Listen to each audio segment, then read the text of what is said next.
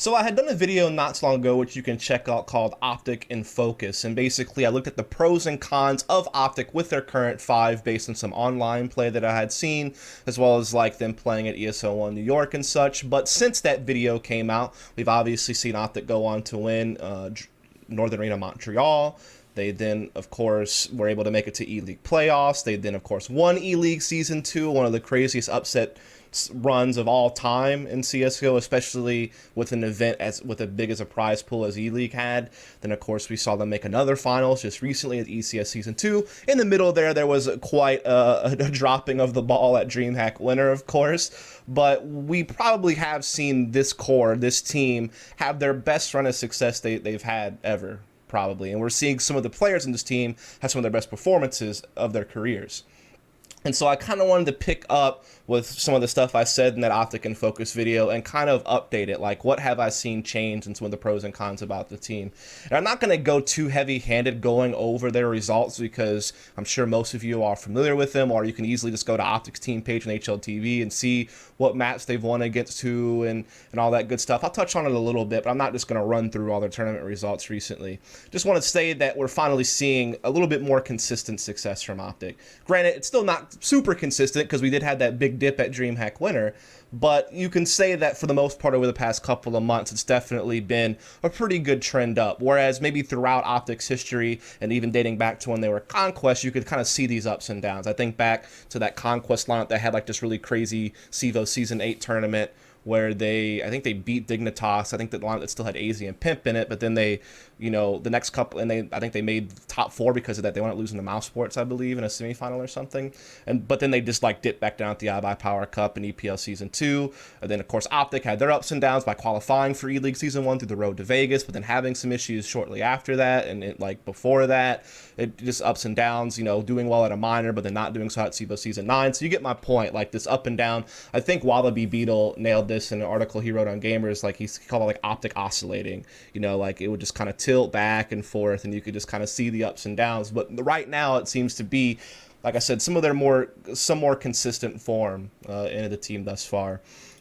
Obviously, I talked about how they won E-League, which is huge, beating Astralis in the Grand Finals, a crazy upset victory. Yeah, they kind of dodged a bullet early on by not having to play Virtus Pro because FaZe eliminated Virtus Pro, and then OpTic got to play FaZe, and they were able to handle them in a pretty convincing 2-0 series.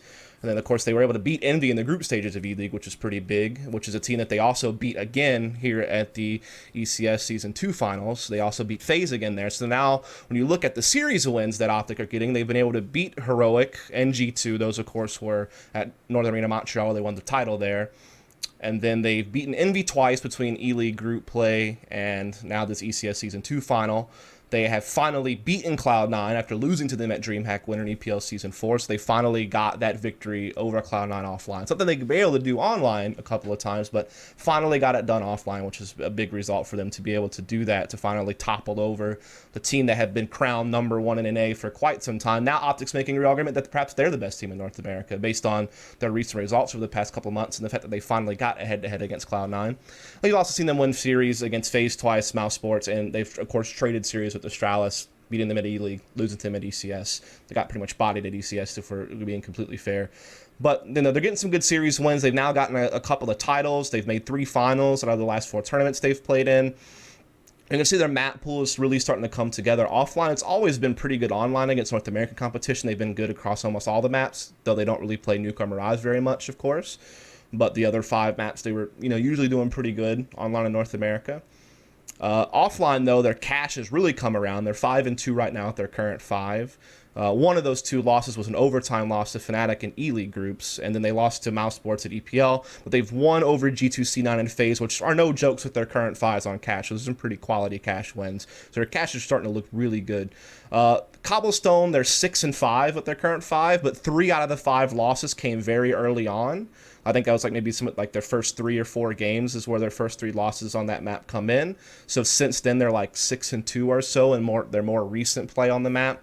And those losses that they had early on were against like Virtus Pro, Cloud9, Envy. Those are all really good Cobblestone teams, particularly Virtus Pro and Envy have been very good European Cobblestone teams. So It's not like they were losing to slouches. Meanwhile, they've gotten some wins over guys like Immortals. They've been able to beat Envy on Cobblestone now, and so they're starting to get some good quality wins on Cobblestone as well. Certainly, Matt, that they can play pretty well.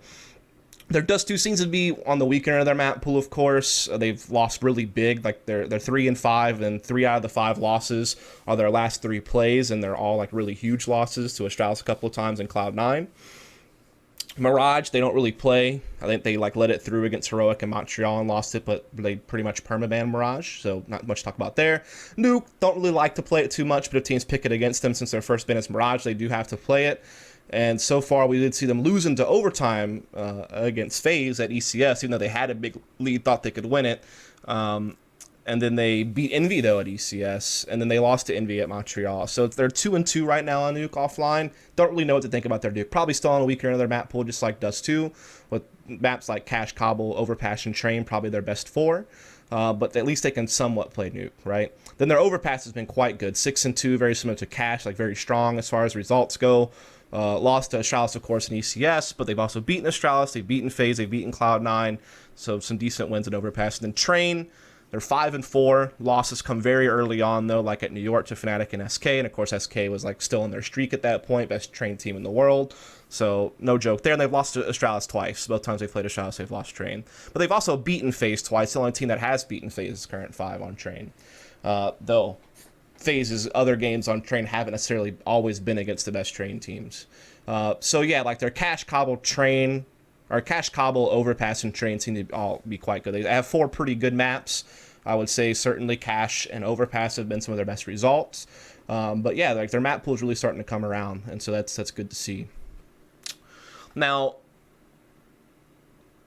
in that OpTic and Focus video, a couple of the things I said were positive about the team was that they were pretty good tactically, they had pretty good tactical diversity, and that Stanislaus' role flexibility was really good. And in general, I thought that they had pretty high skill things on most of their players, though they weren't always consistently, hitting close to their peak. That was kind of some of the things I expressed in the OpTic and Focus video.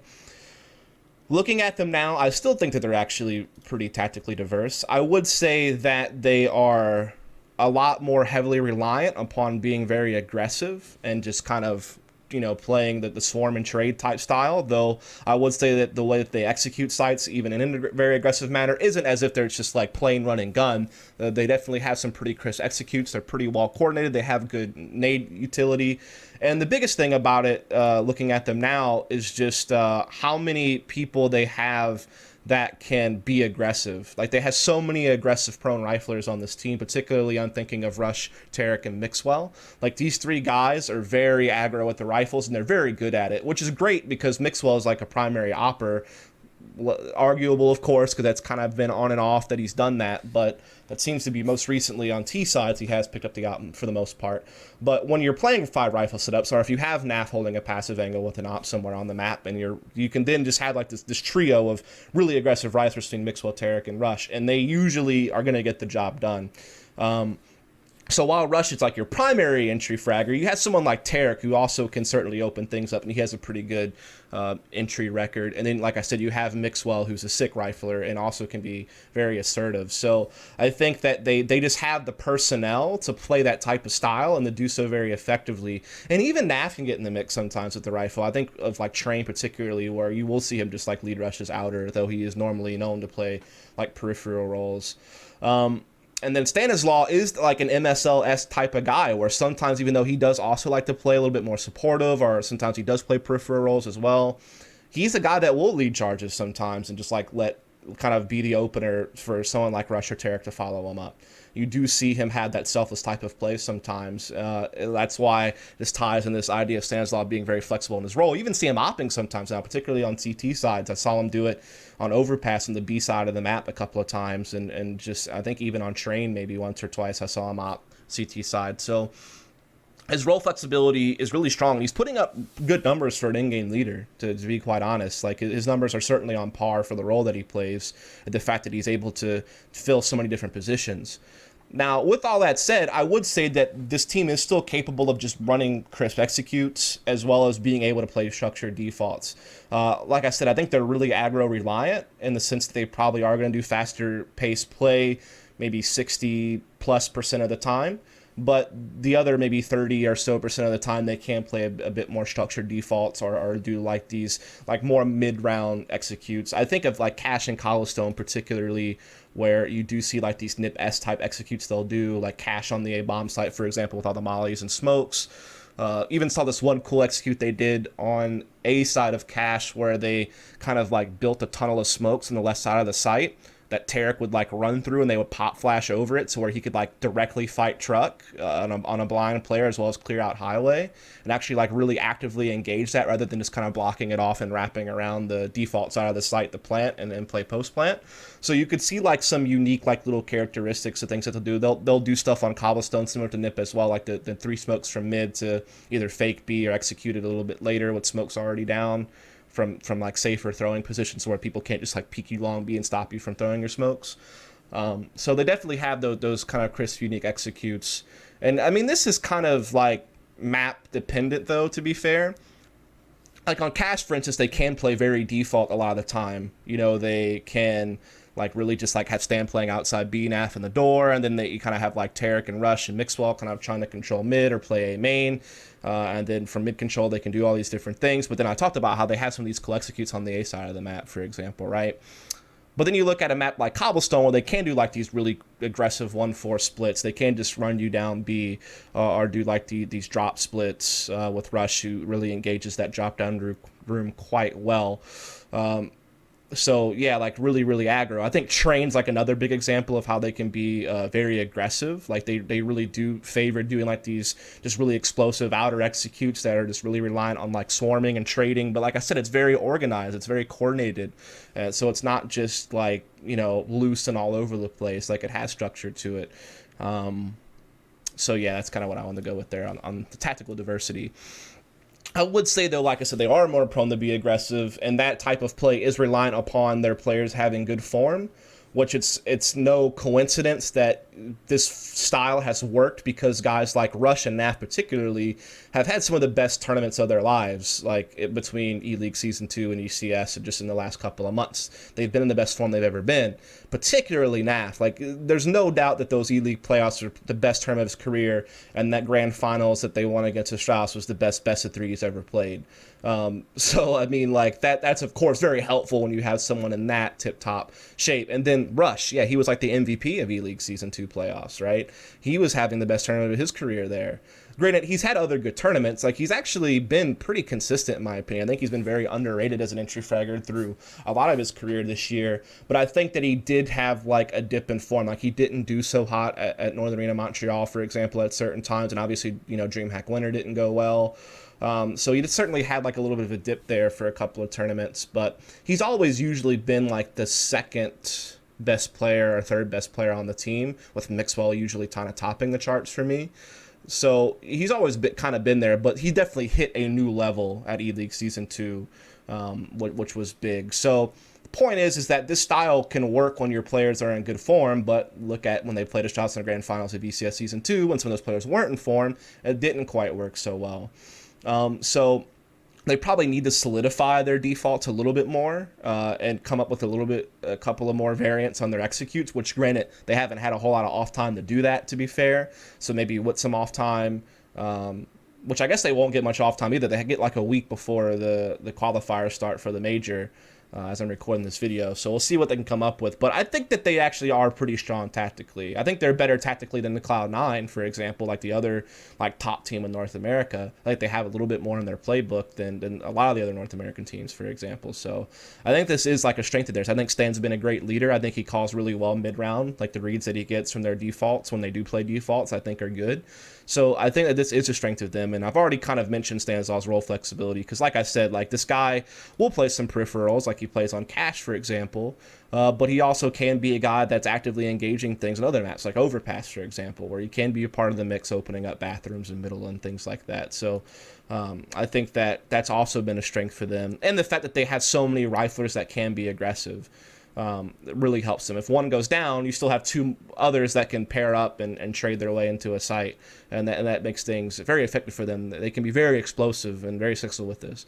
And I think that like Moses has echoed some of this same thought from watching them play, and some of the stuff I've seen him tweet if I'm not mistaken. So this seems to be like an observation that many people are starting to make about this team. Some of the cons I talked about this team, are two in particular, were the fact that Mixwell wasn't opping enough, in my opinion. This is prior to Montreal, and that they also had mental composure struggles, like couldn't really play from behind. A couple of rounds may not go their way, put them on tilt, they wound up dropping a map they maybe had an advantage in. Like, these were really big things that were happening. And I think you have noticed them. You have seen Mixwell play on the op more, particularly on T sides, and he's so good at opening things up. He's like one of the most effective oppers on T side playing in the North American region. He's not from North America, but he plays on a team that is from North America, like the orgs from North America. And of teams that are like mostly North American lineups, he is the best opper. Like, he's definitely been more effective than like a Scoodle or a JDM on T side opping. And so that's been really huge for this team, to see him have the op back in his hands on T sides, being able to open things up. He still does op a fair amount on CT side as well, though you do see other people pick it up in his place, but he can still be a part of double op setups. So yeah, the opping for Mixwell has been great, and that's really helped this team. And I'm glad that they have started moving in that direction to have him op more. That was like one of the big things I didn't like about the team that I expressed in my OpTic and Focus video that has changed, and I like this change. The other thing, like I said, was the mental composure thing. Like, all their map wins, like at ESL in New York and even Montreal for the most part, and you know, the other offline play before E-League, like I said, they had big leads from the beginning, snowballed it, were able to get wins. But if they ran across a challenge, or if they had to play from behind, couldn't really get wins. Now at E-League, there was a couple of moments in those playoffs, like perhaps against FaZe and Astralis, where they actually did receive some pushback, and they were able to handle it, like keep their composure and close out the game, and they eventually won that whole tournament. At ECS Season 2, they had a crazy come-from-behind victory against Cloud9 on Overpass in that best-of-3. Now, this was important for two reasons. One, they finally beat Cloud9 offline, which is big for them to start like taking that #1 stop in North America. But they also had like one of their only comeback victories offline that they've ever had, period, with this 5. So this is like a good sign that you start seeing that mental composure coming together. And yeah, you may say where was it against Astralis in Grand Finals? They were never in those games. Like, they never had a foothold in them. They were just getting smashed. Like, Astralis smashed everyone at that tournament, to be fair. And it's not to say that that's like a freebie because of that, but I'm just saying, like, I don't know that's really a mental composure issue as much as they just were never in those games to begin with. So I think that they have, with experience from playing more tournaments, they have begun to build up better mental composure. They do seem to be able to not just like get tilted and be out of the game like at the first sign of struggle. They seem to be able to kind of move past that now. Something they could still work on more, of course, but it certainly seems to be something that has gotten better. And it's something that they've even addressed in interviews as being a problem that they're happy they're starting to see like improvement in that area as well. So it's something that the team has also noticed. That seems to be good. So other than that, this team has a lot going for them. Like I said, I think that they play aggressive styles very efficiently. I think they have good riflers to play that style, though if some of those players aren't in form, that style can really fail, and they need something to fall back on. I think they do have a bit of things to fall back on. Like I said, I think on some maps they can play default well, and they have some good executes, but they need to refine that a bit more because they do seem a bit reliant on the aggressive style, especially on maps like Train. It really comes to mind, and perhaps even Cobblestone to a degree. I think Stanislaw has been leading well, and I think his role flexibility has been great. I think that now that Mixwell is opping on the T side pretty much full time, this has really helped the T sides of this team, and I think Mixwell is just in general a great player. I think you're seeing naf and Rutsch reaching new heights, as I've noted, that this is some of the best LAN play they've ever had in their careers. For naf, it has been the best LAN play of his career over an extended period of time, and E-League was definitely his best tournament, same with Rutsch. Can they keep that like that form is the thing. Like, I really doubt that naf is going to play a best of 3 like he did in the grand finals against Astralis, in and out, you know, consistently. But if they can even, like, now that they've hit a new peak, if they can, like, you know, at least be getting just below that peak or playing, like, just at a higher level in general, that's going to be good news for this team. I think Tarek has fit in fine on this team. He was great at Montreal in E-League Season 2 where they won a couple of titles.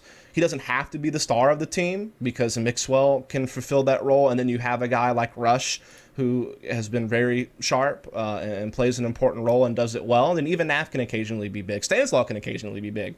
Like, it seems like this team has 5 players where someone can step up and fill a gap if there is one. When someone isn't performing as well. They do have 5 players capable of that. Though, like I said, more often than not, it's like Mixwell and Rush who I rely on the most. So Tarek, that means he's in a little bit of a comfortable position. And I'm glad he's finally embracing being an aggressive rifler, because I feel like at times on CLG, he swayed more towards like lurking or being a bit more passive. And so it's nice to see him like playing a role that suits him, like being more in your face with the rifle. So I think that he is fitting in really well on this team. I think it's good you start seeing them winning from pressure situations, though that's something they could still work on. And so hopefully this team can qualify for the major. They should be able to. They're in good form. They have an opening match against Tyloo, which they should be able to win to get a 1-0 start. But of course now it's the Swiss system, so don't know who they would play after that. So that's going to be something to kind of keep an eye on. Hard to predict their run, since that system you never know who you're going to play necessarily. But hopefully they'll be able to qualify for the major. I think they definitely are a good enough team to be there. And it'll be cool to see them kind of continue this form. Let's see how long it lasts, right? Because like I said, this team has a history of up and downs. Hopefully this is them finally like getting a good trend up over a consistent basis.